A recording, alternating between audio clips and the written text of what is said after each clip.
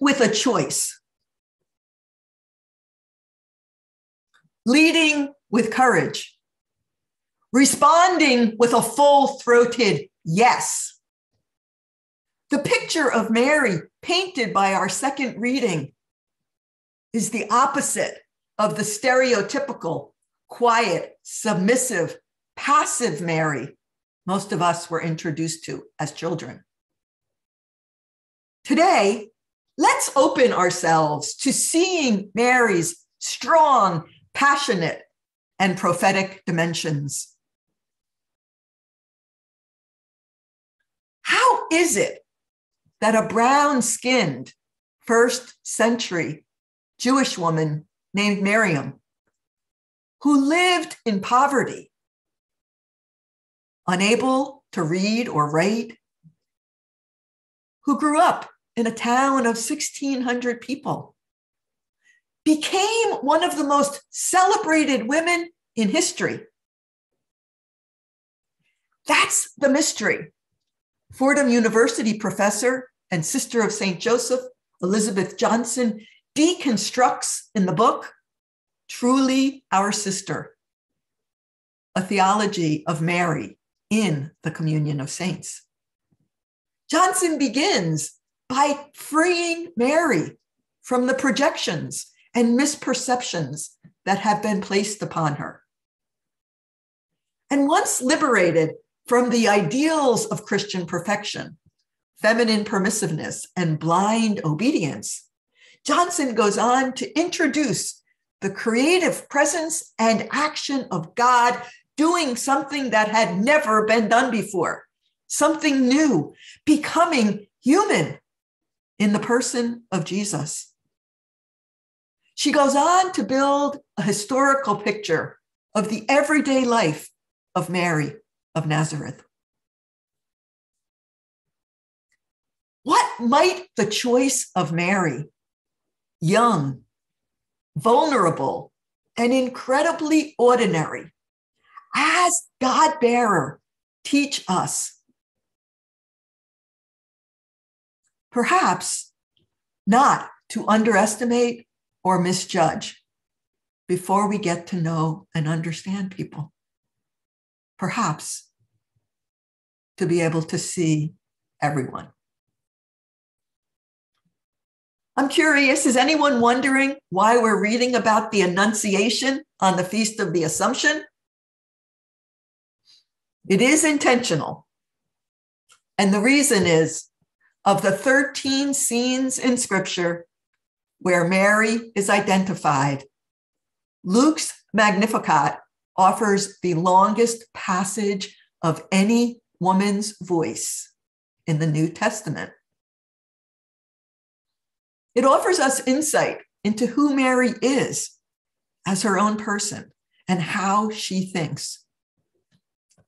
The German theologian Dietrich Bonhoeffer dubbed the Magnificat the most passionate, the wildest, revolutionary Advent hymn ever sung. So while we are told that other women proclaim the good news, we never get to hear their own words. So now let's take a moment and peel back the two parts of the Magnificat. The first praises God's mercy, and the second reflects God's care of the oppressed. Mary's song begins with a poor woman's cry of joy. Mary proclaims God's greatness because the Holy One sees her as young and female, subjected to economic exploitation by powerful rulers, and impacted by violence. And seeing her does great things for her. And here's what's revolutionary. What begins as praise for compassion toward a marginalized and oppressed woman grows to embrace all the poor of the world. Put yourselves in her sandals for a moment. Would joy and grace be your opening position I'm not sure it would be mine. I find out I'm pregnant. I might not be happy. And yet, the second part of the Magnificat demonstrates the biblical theme of reversal, where lowly groups are defended by God and the arrogant end up losers. Echoing the rebel women of the Hebrew scriptures, Miriam and Judith and Deborah, Mary sings of disruption as a result of God's action. The social hierarchy of wealth and poverty, power and subjugation is inverted, literally turned upside down. The Magnificat, with its counterintuitive message of mercy, is a song the whole church is invited to sing, not just Mary. Just imagine what would be possible if the whole church really embraced wholeheartedly Mary's vision. Last year, during a woman's ordination worldwide Eucharist on Zoom, I heard Celine Humbert from Dublin articulate how deeply subversive Mary's song is.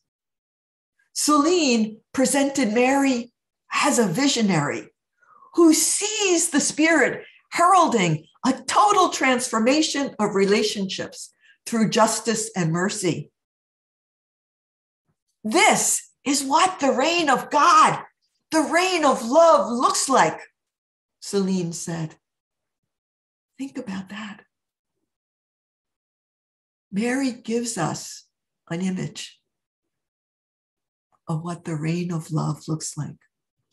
And Celine went on, in a church where unjust, unequal power relationships are sacred, especially on grounds of gender, Mary's voice calls to us to look again at structures and teachings and roles that are remnants of a distorted image of God, which has prevailed through millennia. Celine observed the gender apartheid in our church is no more of God than the racial apartheid was in South Africa. And truly, it is no less a scandal. Celine suggested that when we join Mary in our yes to God, we open a passageway for new life to flow in us and through us.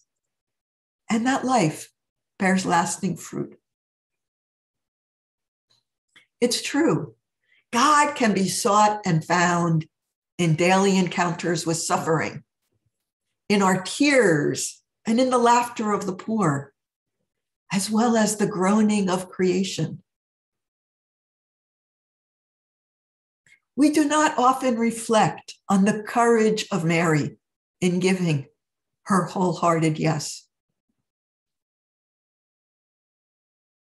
Is there value in considering the annunciations, the announcements, even those we don't expect in our lives? I invite you to think about your significant times of discernment, the choices you've made and the choices you continue to make around your health, careers, partners.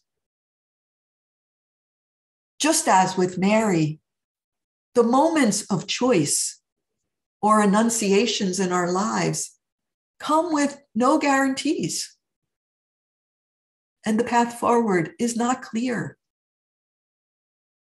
We know that God is with us and has granted us the ability to make these choices in our lives. But often we hesitate or grow disgruntled rather than trust ourselves and make choices with joy and grace.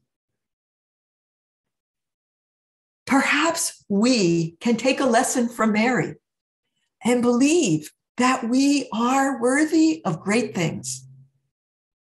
And we too can embrace and rejoice in our annunciations.